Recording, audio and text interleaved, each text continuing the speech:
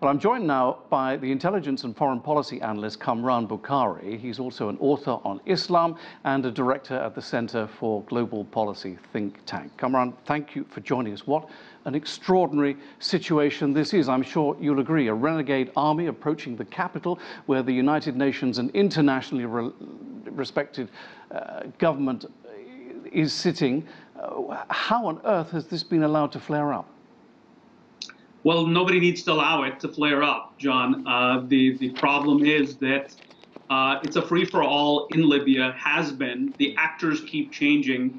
The belligerents, the two sides or the three sides or multiple sides keep changing. Right now it's between General Khalifa Haftar's Libyan National Army and the internationally recognized government, or the forces of the internationally recognized government in Tripoli. Right. So I think that we have been in a state of civil war since 2011. So I don't think this is like a second or a third.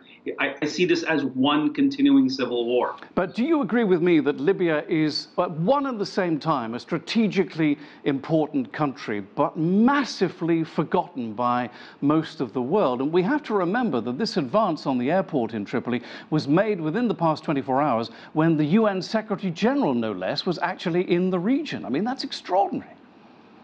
It is. I mean, as far as Libya being of strategic value, I mean, anything strategic or how we define strategic is relative. But oil, I'm thinking oil. Yes, I mean, of course, oil. I mean, then, of course, if we measure oil, there are other parts of the Middle East, particularly the Persian Gulf, that's far more strategic. But nonetheless, it is a strategic part of North Africa.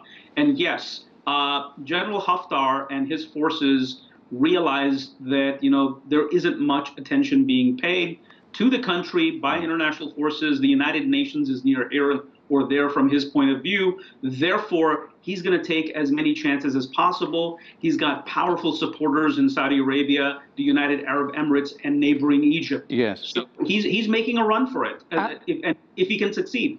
And he is an American citizen, isn't he? He's this army general who came here to the United States, gained citizenship while he lived and worked in this country. What more can you tell me about him and indeed his supporters?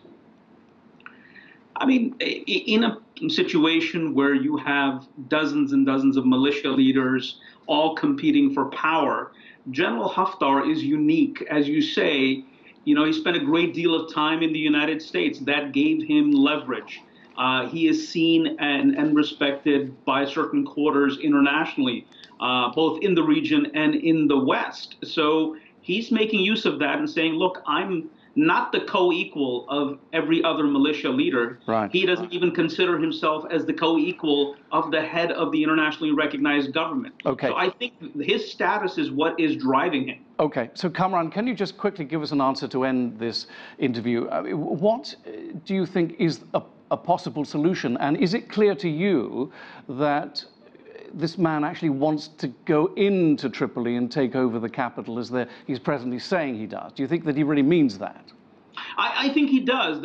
I mean, I don't see any lack of intent. I'm more concerned about capability, and that's where I'm not sure whether his forces are up to the task. I mean, he was able to take over much of the southwest. I mean, easily. Tripoli is going to be, he's going to face a lot of resistance. So we're looking at, a long, protracted conflict. Not that Libya hasn't already seen that, but, in the case of his forces taking aim at the capital, Tripoli. All right, we'll leave it there, Kamran. Thank you very much for joining us. We appreciate it. Thank you.